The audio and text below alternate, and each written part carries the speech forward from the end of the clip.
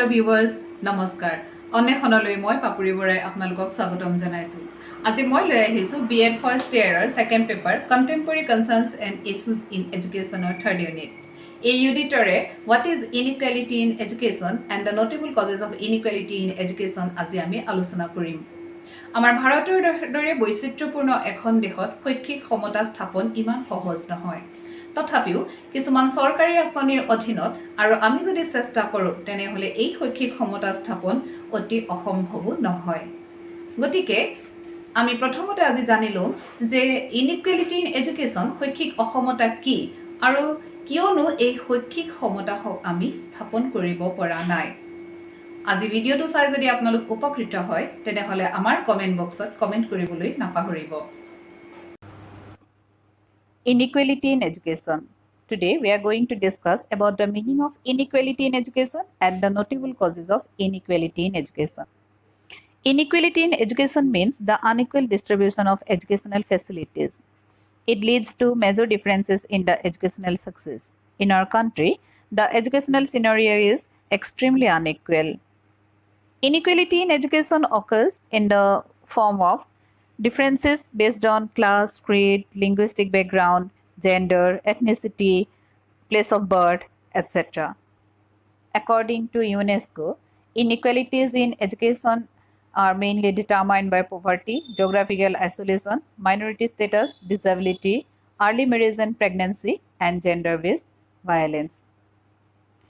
শৈক্ষিক অসমতা মানে হৈছে যেতিয়া একেখন দেশৰ সকলো ব্যক্তিয়ে সমানে গুণগত শিক্ষা লাভ নকৰে বা এই গুণগত শিক্ষা লাভ কৰাৰ পৰা বঞ্চিত হয় সেয়ে হৈছে শৈক্ষিক অসমতা আমাৰ শৈক্ষিক অসমতাৰ বিভিন্ন কাৰণ আছে এই শৈক্ষিক অসমতাসমূহ আমাৰ ভাৰতীয় সমাজত উৎপন্ন হোৱাৰ কাৰণসমূহ হৈছে জাতিগত ভিন্নতা শ্ৰেণীগত ভিন্নতা লিংগ বৈষম্যতা ভাষিক ভিন্নতা ইত্যাদি যেতিয়ালৈকে এখন দেশৰ শৈক্ষিক অসমতা দূৰ কৰা সম্ভৱ নহয় তেতিয়ালৈকে এখন দেশে সৰ্বাংগীন উন্নতি সাধন কৰাৰ পৰাও বঞ্চিত হৈ থাকিবলগীয়া হয় সেয়েহে শৈক্ষিক সমতা স্থাপন এখন দেশৰ উন্নতিৰ বাবে অত্যন্ত প্ৰয়োজনীয় য'ত নেকি আমাৰ ভাৰতীয় প্ৰেক্ষাপটত এই শৈক্ষিক অসমতা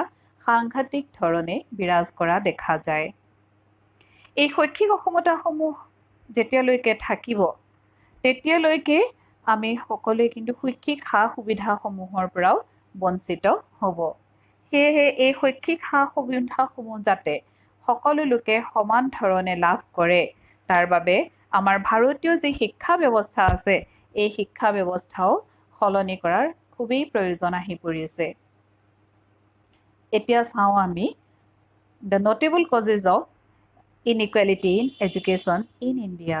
আমাৰ ভাৰতবৰ্ষৰ ভাৰতীয় প্ৰেক্ষাপটত শৈক্ষিক অসমতাৰ প্ৰধান কাৰণ Number 1, absence of national system of education.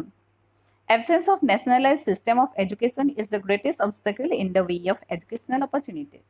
Education is considered as the mirror of the nation and an educational institution as a nation in miniature. In NP 1986, Part 3, it is stated that the concept of a national system of education implies that up to a given level, all students, irrespective of caste, creed, location, or sex, have access to education of a comparable quality. It also suggested for common school system and common educational structure. For this, government should initiate appropriately funded programs. আমাৰ ভাৰতীয় সমাজত ৰাষ্ট্ৰীয় শিক্ষা ব্যৱস্থাৰ অভাৱ এই ৰাষ্ট্ৰীয় শিক্ষা ব্যৱস্থা যেতিয়ালৈকে ভাৰতত প্ৰচলন নহয় তেতিয়ালৈকে শৈক্ষিক সমতা স্থাপন কৰাও সম্ভৱ নহয় যিহেতু দেশৰ সকলো প্ৰান্তৰ সকলো ছাত্ৰ ছাত্ৰীয়ে একেধৰণৰ শৈক্ষিক সা সুবিধাসমূহ লাভ কৰাৰ পৰা বঞ্চিত হৈ আহিছে সেয়েহে সকলো প্ৰান্তৰৰ সকলো ছাত্ৰ ছাত্ৰী সমানে শিক্ষিত হৈ উঠা নাই বা সমানে পাৰদৰ্শী হৈ উঠা নাই গতিকে যেতিয়ালৈকে ভাৰতত এক ৰাষ্ট্ৰীয় শিক্ষানীতি বা শিক্ষা ব্যৱস্থাৰ প্ৰচলন নহয় তেতিয়ালৈকে শৈক্ষিক সমতা স্থাপন কৰাও সম্ভৱ নহয় Number 2, poverty. Poverty decreases a child's readiness for school through aspects of health, home life, schooling, and neighborhoods. It is major cause of inequality. Children from poor family background fail to attend educational institutions where education is expensive. এই দৰিদ্ৰতা হৈছে আমাৰ ভাৰতীয় সমাজত শৈক্ষিক অসমতাৰ আন এটা প্ৰধান কাৰণ। যিহেতু দৰিদ্ৰ পৰিয়ালৰ ছাত্ৰ ছাত্ৰী এজনে উন্নত পৰিয়ালৰ এজন সন্তানৰ সৈতে সমানে শৈক্ষিক সা সুবিধাসমূহ লাভ নকৰে, গতিকে বৰ্তমান আধুনিক ক্ষেত্ৰখনত তেওঁলোকে সমানে প্ৰতিযোগিতা কৰিবলৈ সমৰ্থ নহয়। এইবাবে আমাৰ দেশত দৰিদ্ৰ পৰিয়ালৰ শিশুসকলে সা সুবিধাসমূহ লাভ কৰাৰ পৰা বঞ্চিত হৈ আহিছে। সেয়েহে যেতিয়ালৈকে দৰিদ্ৰতা এক শৈক্ষিক অসমতাৰ প্ৰধান কাৰণ হৈ থাকিব, তেতিয়ালৈকে দেশে কিন্তু শৈক্ষিক ক্ষেত্ৰতেই হওক, অৰ্থনৈতিক অথবা সামাজিক ক্ষেত্ৰতেই হওক উন্নতি কৰা সম্ভৱ নহয়। Number 3, gender inequality. It is the most serious problem in our society. Girls have been discriminated against various aspects as compared to the boys. Most people treated girls as the household worker and housemaker. যেতিয়ালৈকে আমাৰ ভাৰতীয় সমাজত লিংগ বৈষম্য থাকিব, ছোৱালীক ল'ৰাতকৈ হীন বুলি ভাবিব, তেতিয়ালৈকে লিংগৰ ক্ষেত্ৰত ভাৰতীয় সমাজত শৈক্ষিক সমতা স্থাপন কৰা সম্ভৱ নহয়। আৰু এই লিংগ বৈষম্যৰ কাৰণ বিভিন্ন ধৰণে আমি বিশ্লেষণ কৰিব পাৰোঁ। এইবোৰ হৈছে lake of awareness of women, যি মহিলাৰ যি সজাগতা, এই মহিলাৰ সজাগতাৰ অভাৱ, সামাজিক কিছুমান বাধ্যবাধকতা, সামাজিক নীতি নিয়ম, বিশ্বাস বা বৰ্তমান নিবনুৱা সমস্যা আৰু পিতৃ মাতৃৰ ইলিটাৰেচি অথবা সাক্ষৰ নোহোৱাৰ বাবেও এনেধৰণৰ অসুবিধাসমূহৰ সৃষ্টি হৈছে। এখন সমাজত যেতিয়া নাৰী পুৰুষ উভয়কে সমান বুলি জ্ঞান কৰা নহয়, তেতিয়াহ'লে শৈক্ষিক ক্ষেত্ৰখনত কেনেধৰণে নাৰী আৰু পুৰুষে সমান শিক্ষা লাভ কৰিব? আৰু এনে কৰাৰ ফলতেই শৈক্ষিক অসমতাৰ সৃষ্টি হয় আৰু ছাত্ৰীসকলে ছাত্ৰসকলৰ সমানে আগুৱাই যোৱাত শিক্ষাৰ ক্ষেত্ৰখনত অসুবিধাৰ সৃষ্টি হয়। The fourth one is family background. The home environment of all children are not same. The first generation children don't get the needed encouragement in their studies due to illiteracy of parents, backward society, financial condition of the parents, etc.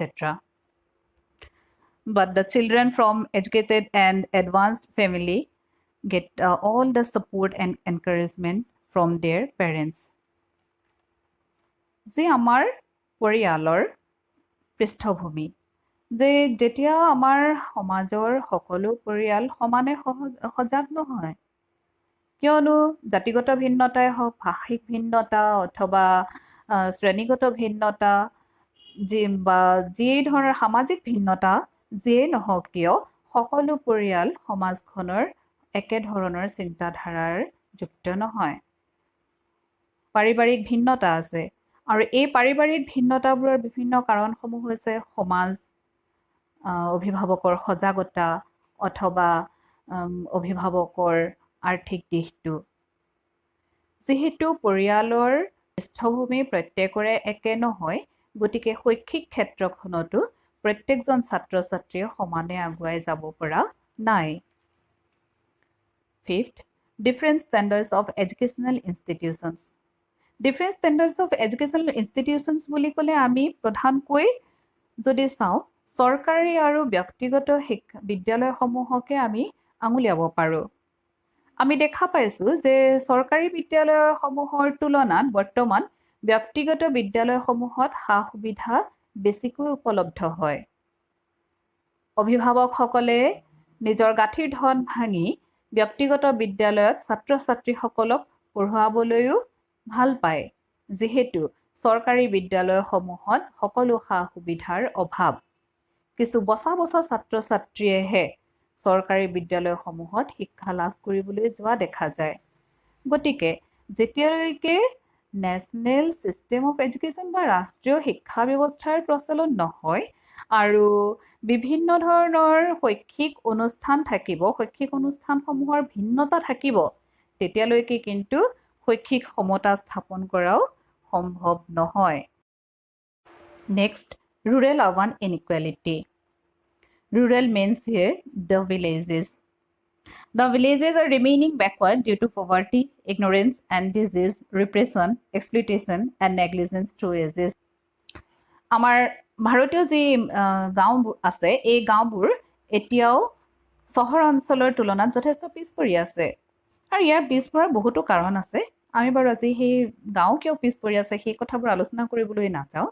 কিন্তু এই যি গাঁৱলীয়া গ্ৰাম্যাঞ্চল আৰু নগৰাঞ্চলৰ ক্ষেত্ৰত যি শৈক্ষিক অসমতা আছে, তাৰ কাৰণসমূহ আমি চাওঁচোন আহক।